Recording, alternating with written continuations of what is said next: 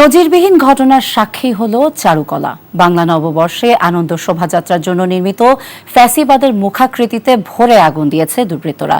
এ সময় শান্তির প্রতীক হিসেবে নির্মাণ করা পায়রারও আংশিক ক্ষতি হয়। এই ঘটনাকে রহস্যজনক হিসেবে উল্লেখ করে তদন্তে নেমেছে পুলিশ। আলাদা তদন্তে নেমেছে ঢাকা বিশ্ববিদ্যালয় কর্তৃপক্ষ। আবির আহমেদের রিপোর্টে দেখুন বিস্তারিত।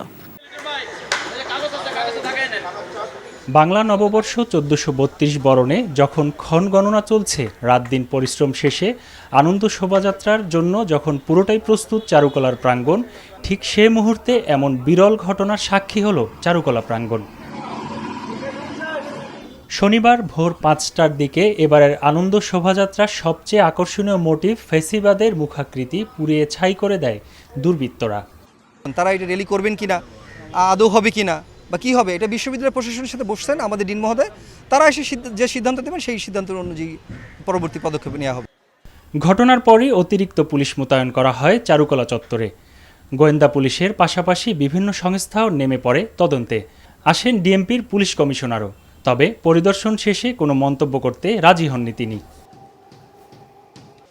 চারদিকে এত সিসি ক্যামেরা থাকার পরও বিষয়টি কেন রহস্যই থেকে যাচ্ছে সে বিষয়টিও এড়িয়ে যান কমিশনার।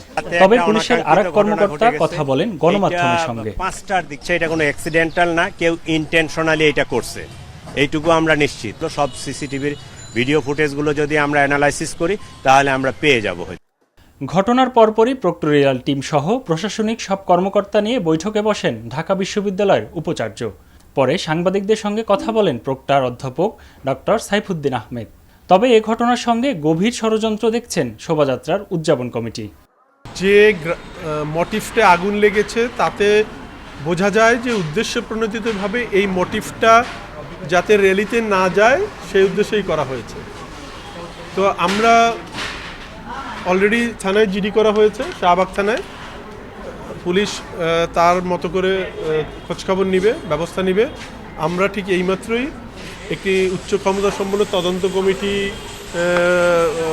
করার প্রক্রিয়া শুরু হয়ে গেছে। ফেসিবাদের কোনো দোষর যদি এই কাজটি করে থাকেন তাহলে আমরা বলবো যে তাদের মায়ের মুখে মুখাগ্নি করে এটাকে নিপাত করে দিয়েছেন তারা।